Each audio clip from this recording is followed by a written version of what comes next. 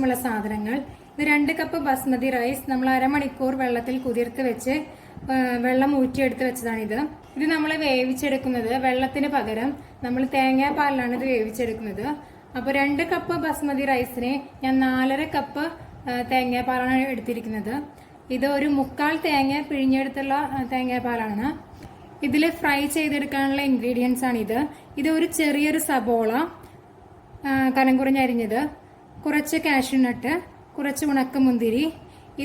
ഈ തേങ്ങ ഇത് നമുക്ക് ഫ്രൈ ചെയ്തെടുക്കാനുള്ളതാണ്. ഇതെല്ലാം നമ്മൾ ഫ്രൈ ചെയ്യുന്നത് കോക്കനട്ട് ഓയിലിൽ തന്നെ ഫ്രൈ ചെയ്യുന്നതായിരിക്കും നല്ലത്. പിന്നെ ആവശ്യത്തിന് ഉപ്പ്. നമുക്ക് ആദ്യം തന്നെ നമ്മൾ മാറ്റി വെച്ചിരിക്കുന്ന തേങ്ങ ചെറുതായിട്ട് ഒന്ന് ബ്രൗൺ കളർ ആവുന്നത് വരെ ചെറുതായിട്ടൊന്ന് വറുത്തെടുക്കാം.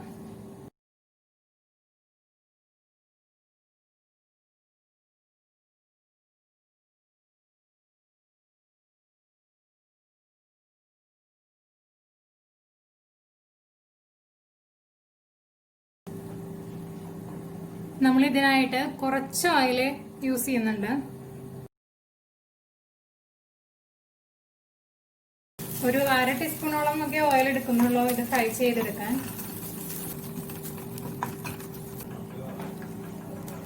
ഈ തേങ്ങ ഒരുപാട് ഫ്രൈ ആവേണ്ട ആവശ്യമൊന്നുമില്ല, ചെറുതായിട്ടൊരു ബ്രൗൺ കളർ ആവേണ്ട ആവശ്യമുള്ളൂ. ഇപ്പോൾ ഇത് ഏകദേശം റെഡിയായി വന്നിട്ടുണ്ട്.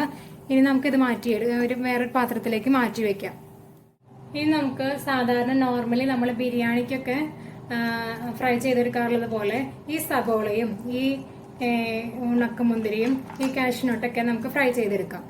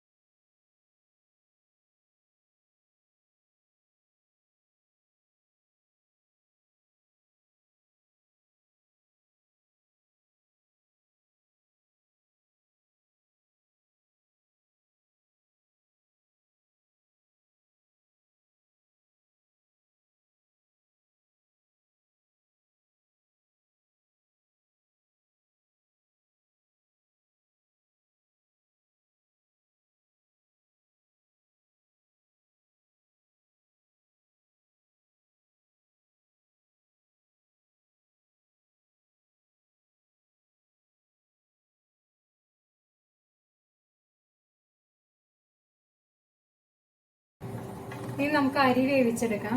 അതിനായിട്ട് നമ്മൾ നേരത്തെ ഫ്രൈ ചെയ്യാനെടുത്ത അതേ ഓയിലിൽ നിന്ന് തന്നെ 2 ടീസ്പൂൺ ഓയിൽ എടുക്കുന്നുണ്ട്.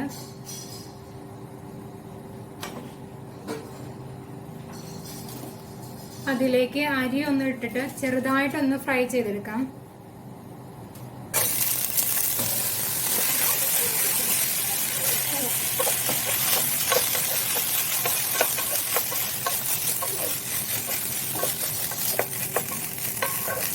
അരിയുടെ കളറ് നല്ലൊരു വൈറ്റ് കളർ ആവുന്നത് വരെ നമുക്കൊന്ന് മിക്സ് ചെയ്ത് കൊടുക്കാം. ഇപ്പം അരിയുടെ കളറൊക്കെ ചെറുതായിട്ടൊന്ന് മാറിയിട്ടുണ്ട്.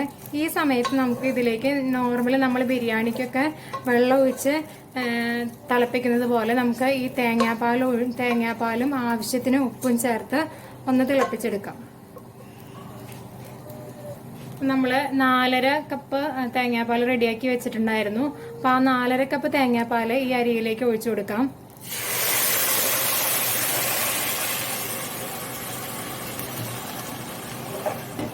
ഇതിലേക്ക് ആവശ്യത്തിന് ഉപ്പും കൂടി ചേർക്കണം. അപ്പോൾ ആവശ്യത്തിന് ഉപ്പ് നമ്മളിതിൽ ചേർക്കുന്നുണ്ട്. ഇത് നന്നായിട്ട് നമ്മൾ തിളപ്പിക്കണം. ഇപ്പം നന്നായി തിളച്ച് തുടങ്ങിയിട്ടുണ്ട്. ഇനി നമുക്ക് ചെറിയ തീയിൽ ഈ തേങ്ങാപ്പാലെല്ലാം വറ്റിച്ചെടുക്കാം. ഇപ്പം തേങ്ങാപ്പാൽ നന്നായി തിളച്ചു തുടങ്ങിയിട്ടുണ്ട്. ഇനി നമുക്ക് ഈ അരി ഈ തേങ്ങാപ്പാലിൽ ചെറിയ തീയിൽ നമുക്ക് വറ്റിച്ചെടുക്കാം. നമുക്ക് ലോ ഫ്ലെയിമിൽ ഇത് മൂടി വെച്ചിട്ട് ഈ അരി വേവിച്ചെടുക്കാം.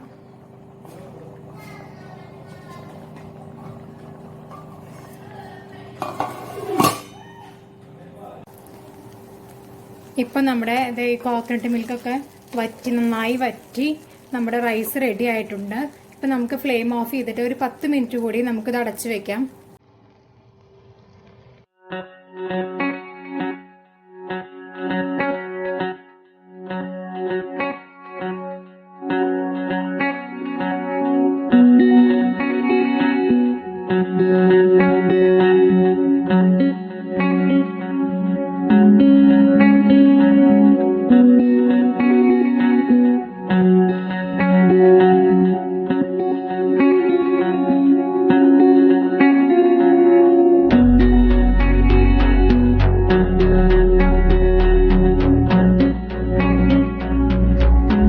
കോക്കനട്ട് റൈസ് റെഡി ആയിട്ടുണ്ട്.